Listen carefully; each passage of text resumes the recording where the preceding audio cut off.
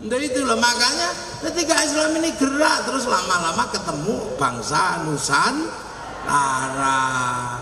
Dan bangsa Nusantara ketika sampai ke sini orang Islam dari Arab sana, ini ketemu bangsa yang sedang hebat-hebatnya, ketemu bangsa yang lagi kuatnya, punya negara besar namanya Singasari,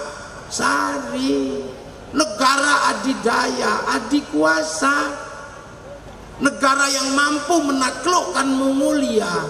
Padahal Mongolia menaklukkan Arab, menaklukkan Eropa, menaklukkan Cina. Itu ditaklukkan oleh bangsa Nusantara namanya Singasari. Itu panglima perangnya namanya Ronggolawe. Anak siapa? Anak Arya Wiraraja, orang Madura, yang mengatur strategi perang melawan Mongolia. Orang Madura namanya Arya Wiraraja. Kalian sudah nggak ngerti itu. Makamnya di mana? Kamu sudah nggak ngerti. Madura punya orang hebat yang mengatur bagaimana Singasari melakukan ekspedisi Pamalayu untuk menaklukkan Mongolia.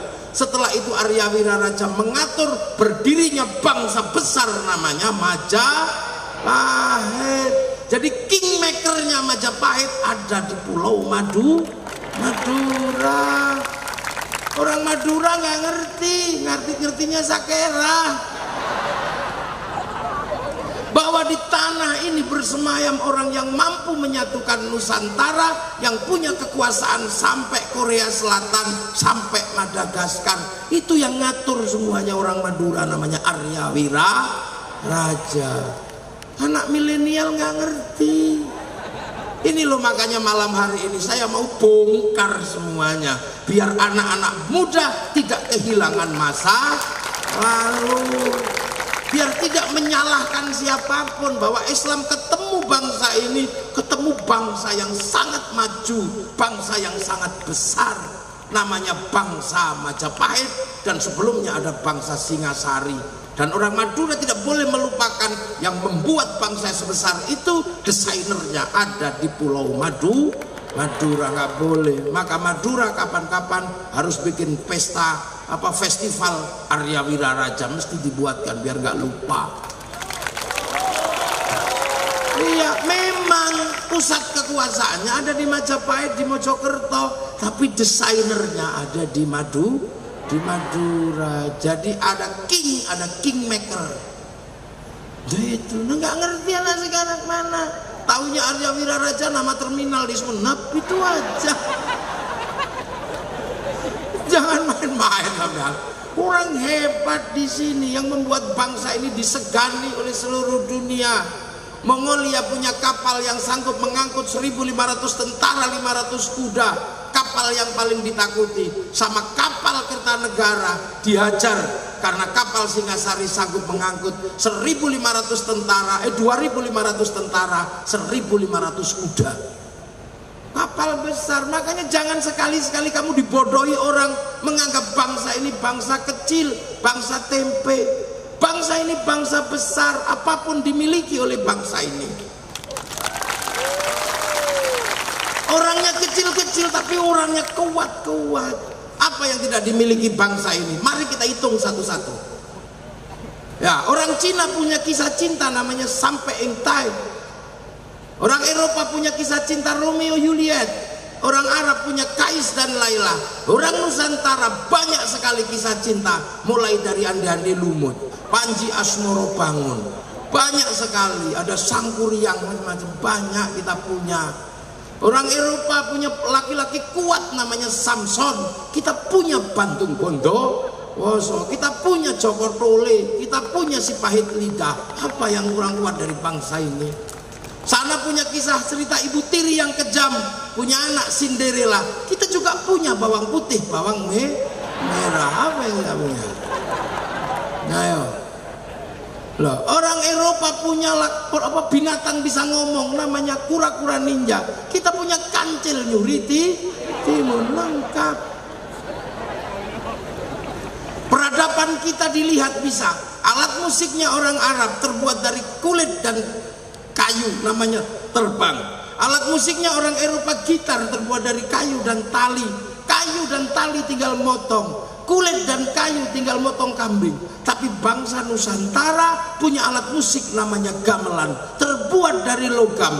Hanya bangsa yang menguasai ilmu pertambangan yang maju dan penguasaan metalurgi yang mapan mampu membuat alat musik dari logam. Gak main-main. Kita punya senjata yang namanya keris. Sampai hari ini Jerman kalang kabut ketika berbicara keris, karena ujung keris yang lama itu meleleh di suhu 15.000 derajat. Nuklir hanya sanggup mengangkat sampai 6.000 derajat. Lantas nenek moyang kita sanggup mengangkat 15.000 derajat. Api apa? Saya sudah nggak ngerti, saya juga nggak bisa jawab. Saya akhirnya jawab itu dulu logamnya dibawa jin ke neraka, bawa naik lagi. Dan peradaban keris hari ini oleh UNESCO diakui empu terbesar di dunia ada di Pulau Madura. Artinya pulau ini pasti menyimpan sejarah masa lalu yang sangat luar biasa. Makanya jangan lupakan sejarah lalu Madura. Loh, ini fakta yang ada di lapangan. Tanya UNESCO. Peradaban keris di dunia pusatnya sekarang ada di Madura, dan satu-satunya empu perempuan ada di Pulau Madura. Hah? Saya aja tahu, kamu nggak ngerti. Kamu sibuk pilpres soalnya. Mari kita pikir satu-satu. Kita punya bangsa besar. Loh, makanya para ulama ketika datang ke Nusantara nggak berani main-main. Cerita tentang surga yang airnya mengalir diceritakan di Nusantara nggak tertarik, karena Nusantara di mana-mana air mengalir. Diceritakan surga itu buah-buahannya banyak, Nusantara sudah banyak buah, cipluan di sawah banyak. Diceritakan surga itu minumnya susu, orang Nusantara nggak terlalu suka minum susu. Diceritakan surga banyak madu, di Nusantara di mana-mana madu. Minumnya arak, kalau mau bikin pohon kelapa banyak, namanya tua. Makanya tidak ada cerita pengislaman di Nusantara menggunakan cerita surga, karena Nusantara orang yang sudah pikirannya maju. Punya kitab undang-undang besar namanya Kitab Negara Kertagama. Punya hukum sosial terbaik namanya Kitab Sutasoma. Punya universitas terbesar di dunia namanya Universitas Nalanda. Lah itu makanya ketika Belanda walaupun 350 tahun ke sini tetap minggat, dan bangsa ini pelan-pelan menjadi bangsa yang bangkit, terus bangkit, dan bangsa ini semakin lama semakin maju. Jangan diprovokasi sampean. Bangsa ini bangsa terpuruk, bangsa jelek, presidennya jelek, TNI-nya jelek, Polri-nya jelek. Mana yang baik selain dirimu? Kita ini bangsa kuat hari ini. Jadi jangan kita ini hari ini iseng aja. Bangsa jelek, presidennya jelek, ya memang kurus, bajunya kotak-kotak dari dulu. Ya begitu itulah wajah presiden Indonesia, sama mirip kayak orang Madura, kurus-kurus aja kotak. Ya kita terima ketentuan Allah, ya sudah, beliau jadi presiden, ya sudah. Kita punya TNI, ya sudah, alhamdulillah. Ini semua dulu siapa yang bangun? Kok tiba-tiba semua sekarang menjadi Muslim? Padahal ini negara Hindu terkuat di dunia. Candi terbesar ada di Nusantara namanya Prambanan, candi Hindu. Candi Buddha terbesar di dunia ada namanya Borobudur. Kok tiba-tiba sekarang menjadi bangsa Muslim terkuat di dunia? Masjid terbesar ada di Indonesia, terbanyak di Indonesia. Orang hafal Quran terbanyak di Indonesia. Orang pergi haji terbanyak di Indonesia. Orang pengajian terbanyak di Indonesia. Kok bisa? Sampai mestinya pakai nalar yang canggih. Kenapa negara Hindu terbesar di dunia tiba-tiba berubah menjadi negara Muslim terbesar di dunia? Apa ini BIM salah BIM? Bukan. Ini pekerjaan orang-orang yang hebat yang mampu mendesain bangsa baru namanya bangsa Nusantara. Butuh social engineering, butuh political engineering, butuh kedewasaan dalam sikap mengemban misi perubahan di Nusantara. Dan itu siapa? Para wali. Wali itu siapa?